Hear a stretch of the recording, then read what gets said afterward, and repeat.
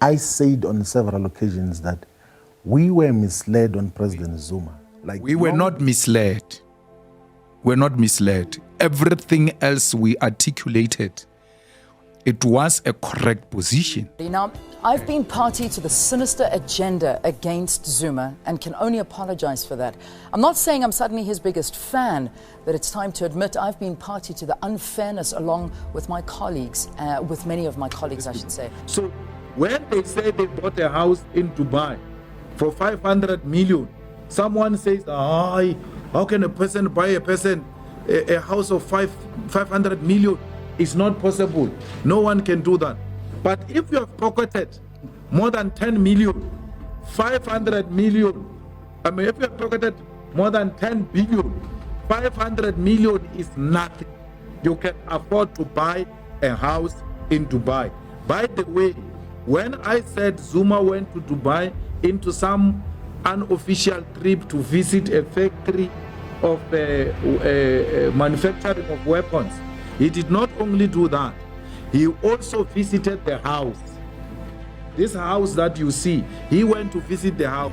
But you would know that during President Zuma's presidency, there was a lot of falsehoods that were spread by the media, that is a house which is built in Dubai, like a huge mention of 400 million, all sorts of falsehoods, by the way. And we fell into that trap and joined into that nonsense of saying there's everything wrong with President Zuma. And then we call. I don't regret our position that which we took against President Zuma at the time. And this I asked Floyd if he thinks he has forgiven us for what we have done to him. I don't think he has forgiven us for that. And it doesn't matter, but we were not misled. We're not misled. Everything else we articulated, it was a correct position of the EFF, and it remains the correct position of the EFF. Having developed those positions around Zuma as the EFF, we now say this guy must now be our leader. And of course, during the tenure of our ANC weekly, there began to be some political and ideological differences, sometimes which were subjective in terms of how they got to be interpreted, because in all honesty, there was never a time where President Zuma got to interact with the entire National Executive Committee of the ANC. But those who were representing us then came with the report that no, Zuma is selling out, Zuma is doing this, Zuma. And of course, we're under the leadership of whoever was leading us there at that particular moment. And then there was the issue of JULIUS MALEMA? Yes, was the president of the ANC at that time. And we viewed the ANC leadership according to what the leadership was saying, all of us, that no, there's a problem, then it's a problem in terms of how it got to transpire. And then, of course, the issue that you're making a reference to, then there was the issue as to what becomes the approach to the Libya no-fly zone issue, and then there was that difference which got to happen. And with time, you know, I must have to say this much more emphatically, that you know, if you are a honest political leader, you can't be presented with facts and proper historicization of what happened in the past and still want to believe in what you believed in before. I think Franz Fanon calls that a cognitive dissonance, where you just want to believe on one thing even when there are facts that are obtaining differently. What I know about President Zuma now is that he knows where the battle line is drawn. He knows that we are fighting this side as the anti-colonial, anti-racist, anti-neoliberal forces. And he knows who are our friends. That is why even his association with the progressive countries in the world gives testimony to that. There's never been an incident, not even a suspicion once, where President Zuma has been associated with the establishment, or the capitalist establishment, domestically, continentally and globally. He has always fought on the side of the people.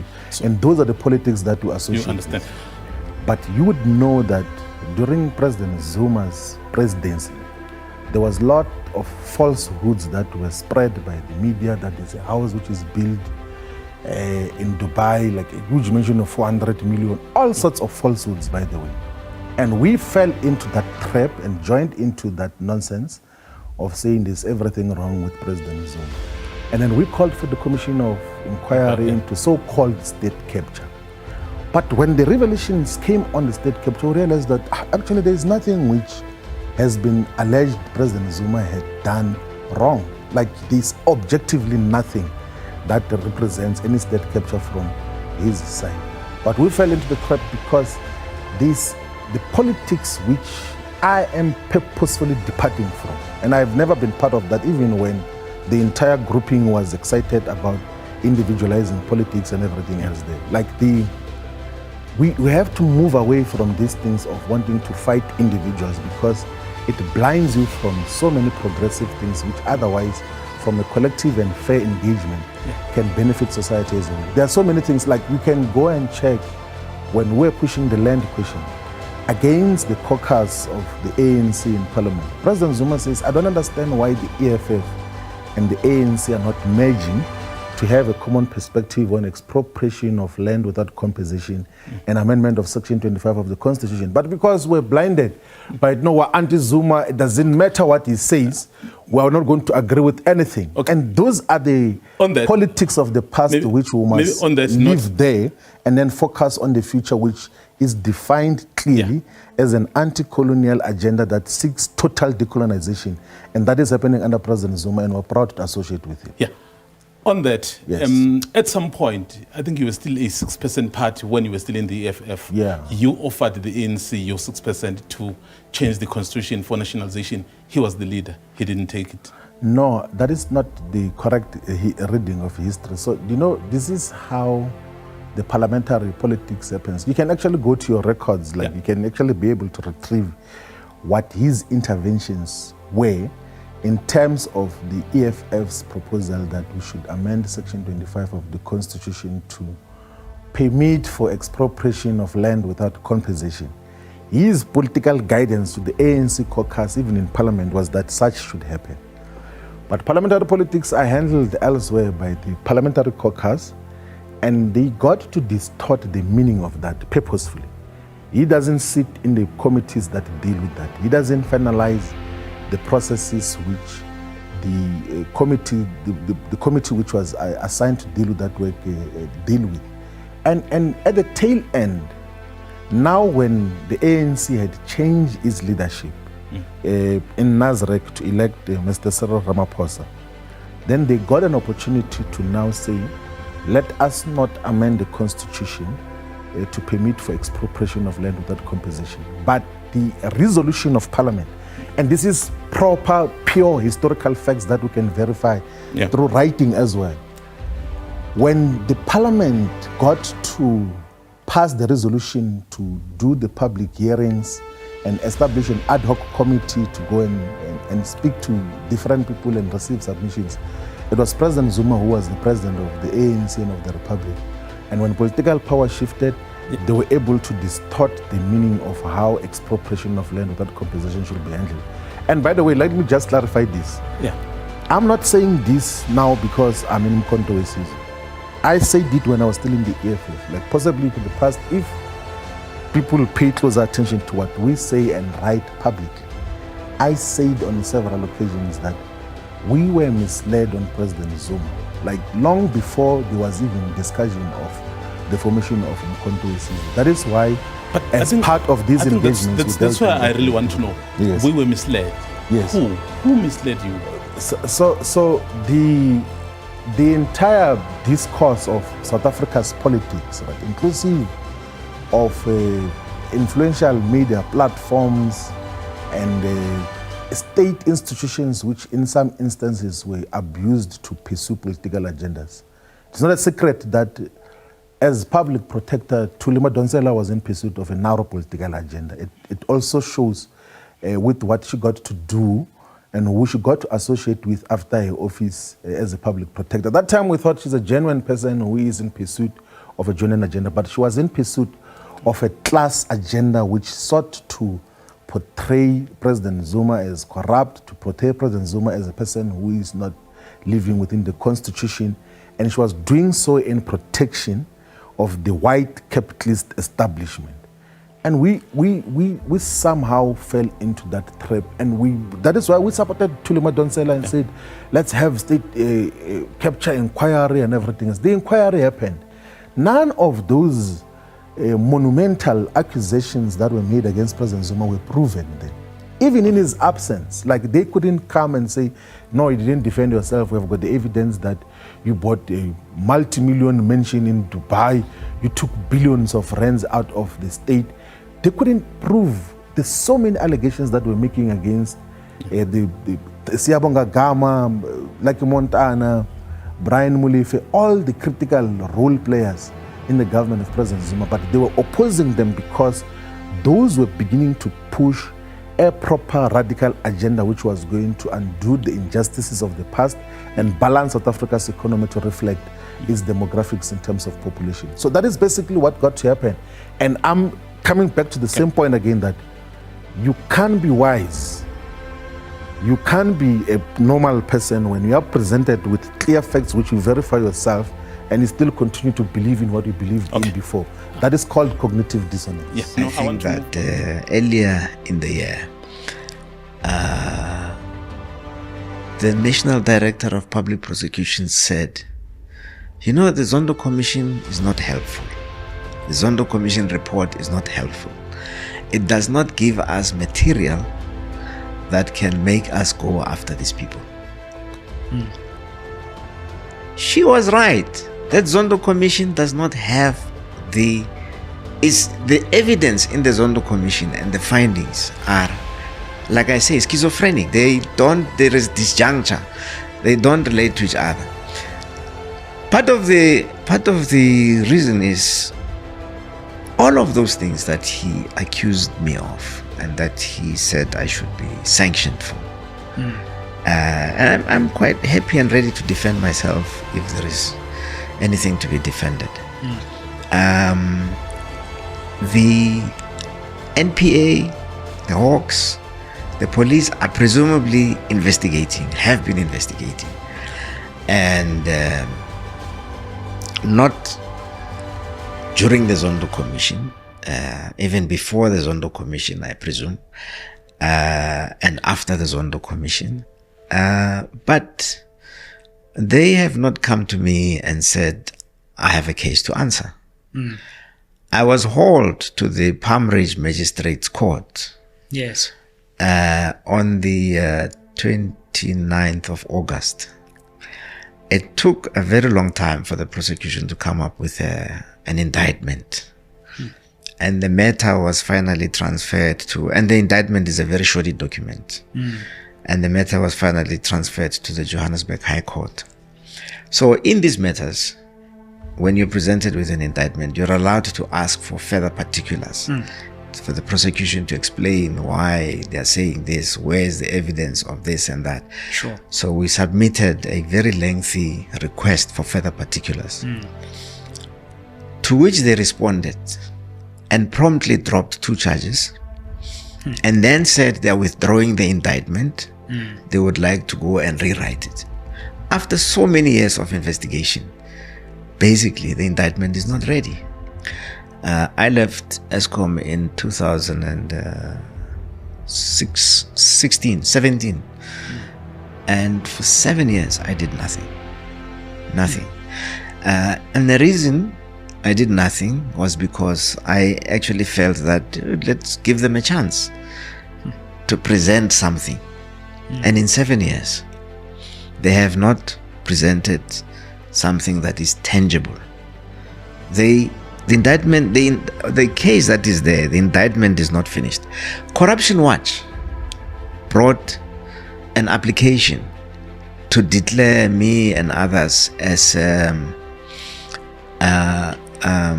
Was it delinquent? Delinquent directors. So they filed a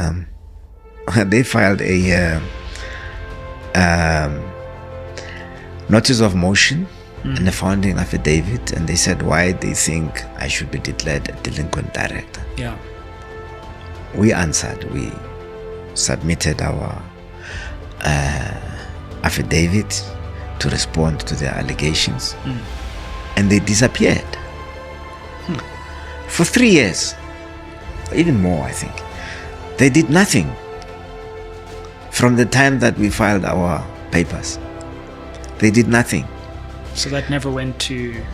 The next time we heard from them, they asked us that, is it okay if we withdraw this matter?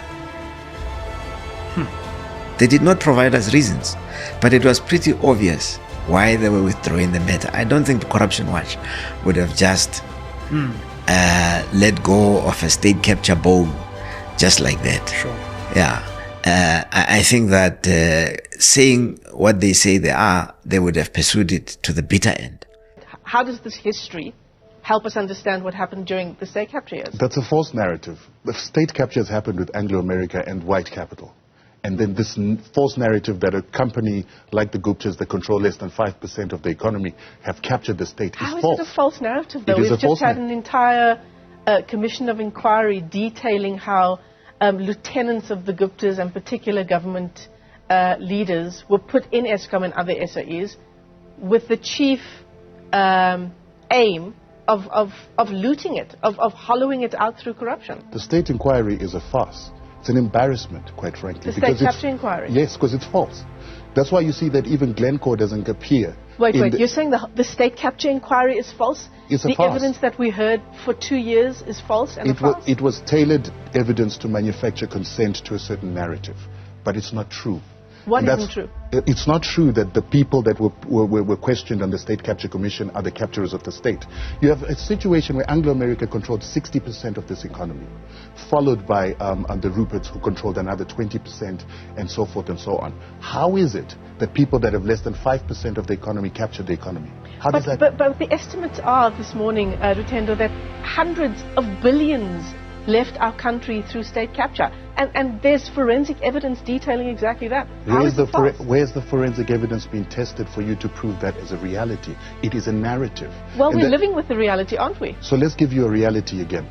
Remember, we heard that there were weapons of mass destruction in Iraq. They were never found. And there was supposed to be evidence, because it was never tested, and there's this Western agenda to always make a story a reality that never gets tested. That's what we're seeing with the State Capture Commission. And I'm not saying this so that we just cause problems. I'm saying this so that you get to the root cause of the problem that you have in South Africa. And I'm saying Zisco Steel, Anglo-America was central to the destruction of Zisco Steel to maintain white monopoly and white capture. And let me tell you another thing. Whenever a society has had a crime against humanity happen against it, we usually have, for instance, with Nazi Germany, people being brought to book, people being taken to court and taken out of society. In South Africa, you've got a problem in the aspect that in South Africa, we had the very same people that perpetuated the crime against humanity still running society, running the media, running the companies, running banking, and continuously perpetuating the crimes of apartheid in a modern-day democracy by lies and doing the same things that were done during apartheid. We will never know the truth as long as the criminals of the apartheid system are running the economy for the same ends and the same purposes of apartheid, which is exploitation of the mineral resources of this country. And remember, Escom was built off the gold, platinum, and exploitation of the diamonds of South Africa.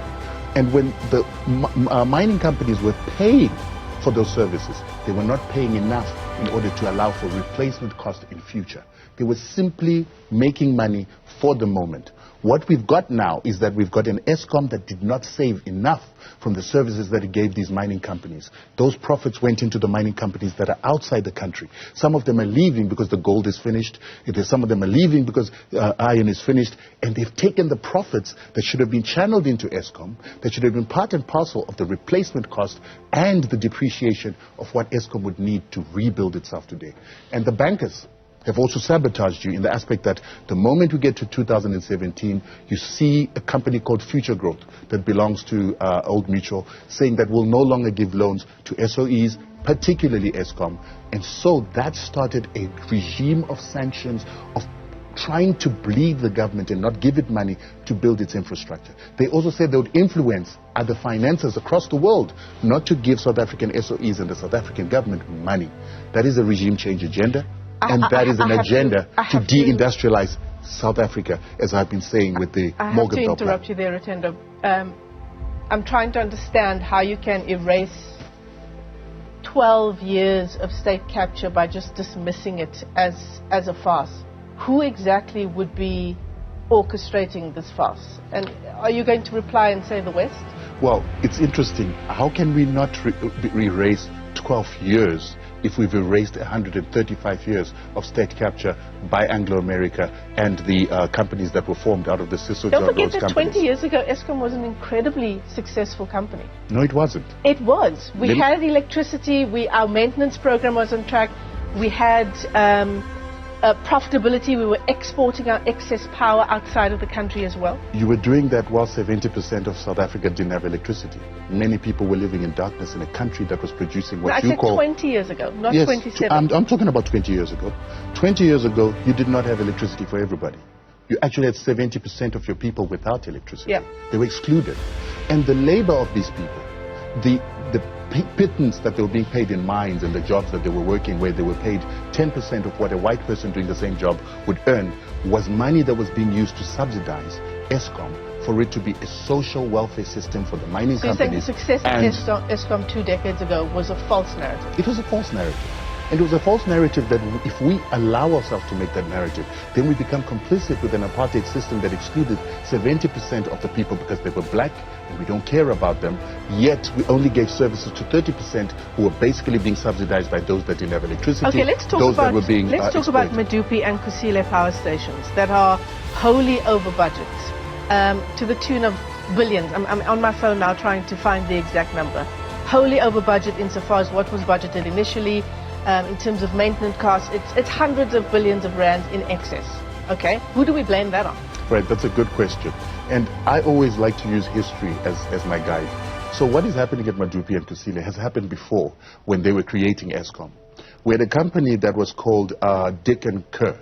Dick and Kerr company was supposed to provide electricity for Johannesburg municipality for its tram system and the electricity in Johannesburg plus rand mines. So what they did is they went to buy machinery from England in order to power the generation of power that was going to be generated by engines. We're talking 1905. And so they got engines from the English who were not good at making electricity machinery. The electricity machinery was mainly made by Germans, particularly AEG, Siemens, and other companies like that. They made the best machines, but the economy was controlled by the British, and they wanted their British companies to get the contracts to provide the machinery. So what happened with this company, this Dick and Kerr, is that all their machinery started collapsing. People were dying on the job, people were being asphyxiated in the plant because it was burning gas, but that gas was becoming toxic. Eventually this entire plant collapsed. But even the collapse of this plant was very weird. We had trams that sank at sea. We had one of the chief engineers dying on the job. The very same things you're seeing happening with Escom, which looked like sabotage, that was done by the Victoria Falls power company that was owned by Rhodes so that they would get a monopoly. So eventually the entire plant of Dick and Kerr collapsed. And that, many people say, was because of the English machinery that was obsolete. Some people say it was because of sabotage by these guys who wanted to build a monopoly. Today, this is what's happening at Kusile. Kusile, we've got Hitachi that's come in. They're not the best at producing electricity power. They're not the best at generating electricity power. So there is a chance that we've chosen the wrong service provider. But there is also a chance that what happened in the past, the sabotage that could be happening at these plants by other interests that are trying to perpetuate a monopoly that existed, and we've learned this in history before. And so if you look at what's happening at Kusile, we actually need a commission of inquiry, which is what they did in 1910. They had a commission of inquiry to find out what was happening in the electricity. This commission of inquiry was a farce.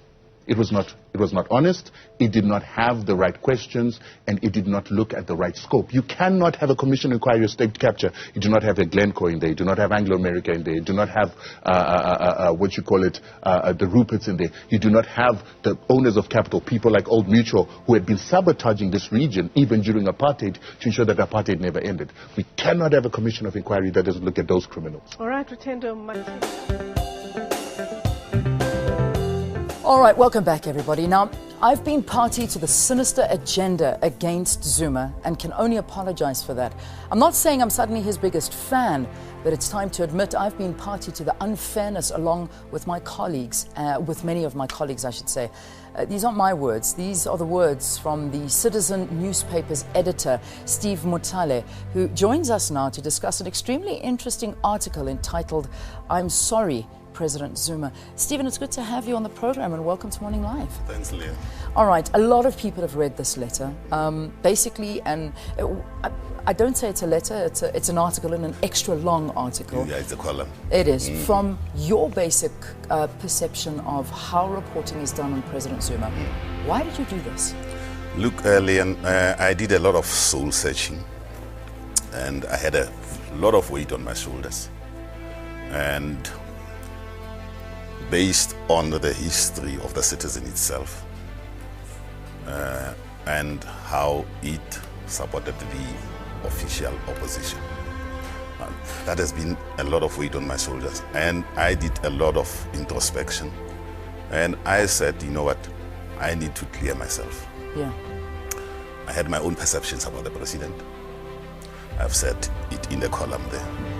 The fact that he was not educated, the fact that he has multiple wives. I mean, to a clever black like myself, I couldn't perceive that particular individual becoming president of the country. Yeah. So that particular perception influenced my writing.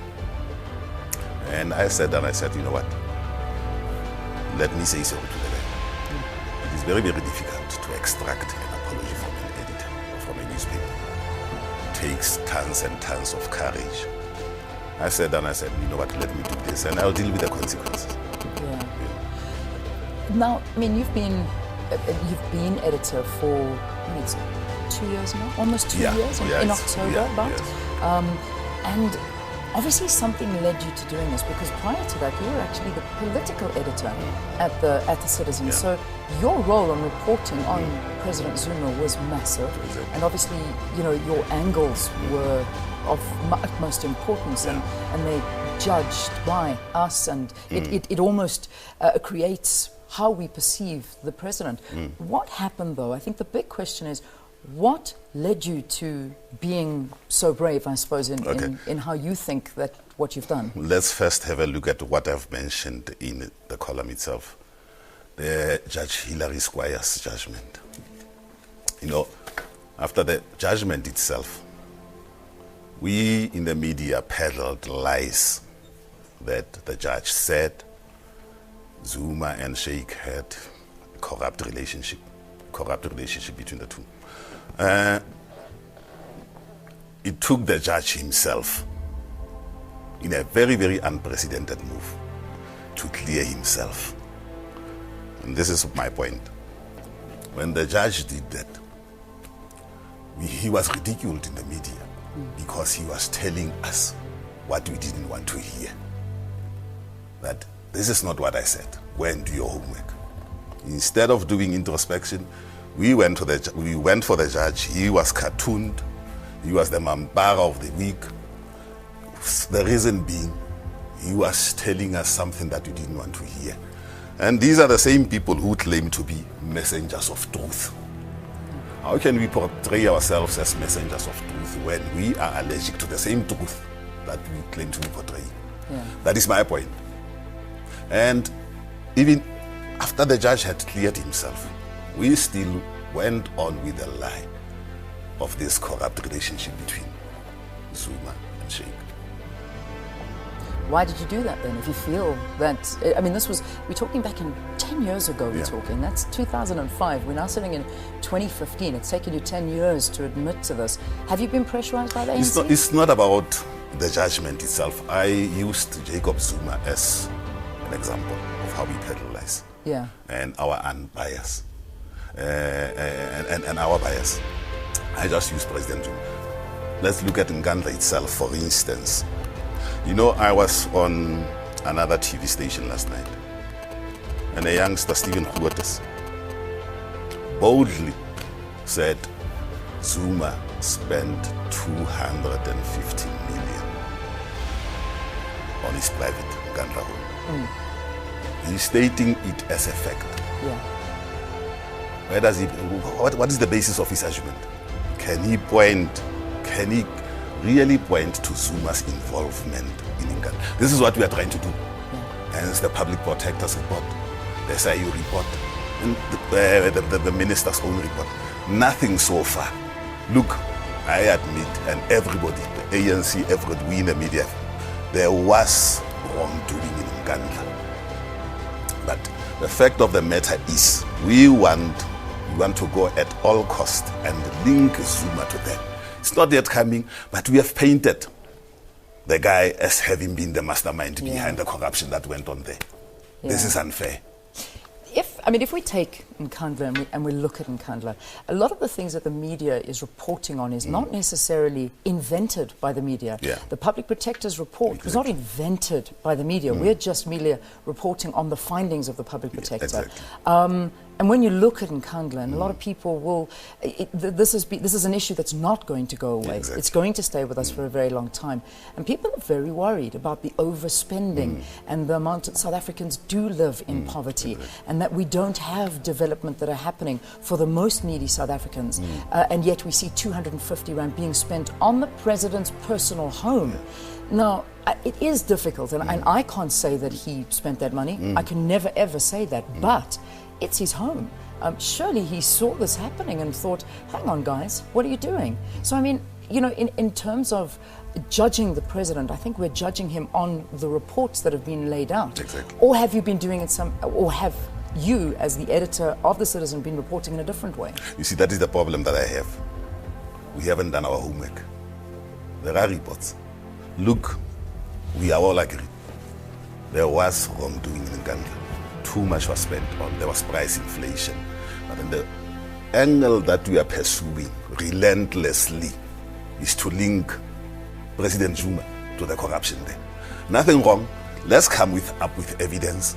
This has not been happening, but the perception, the message that has been sent out there to the entire public is that Zuma had unlimited access to the treasury and took more than 200 million and spent it on his private property. This is the message that we have been spreading. We have been fishing for evidence. It hasn't been coming so far. But we are trying relentlessly to link the man himself to the corruption in Nkandla. I agree. There's a lot of money that has been spent, and of course in the midst of all this poverty that we have highlighted. But then, let's do our homework. We are the watchdog. Let's play our role. Let's investigate. If you want to nail the man, let's come up with facts. And let's not invent them. I asked the question a little bit earlier, but perhaps it was lost in your answer. But have you been pressurized by the ANC? Not at all. Look, I have been the biggest critic of the ANC.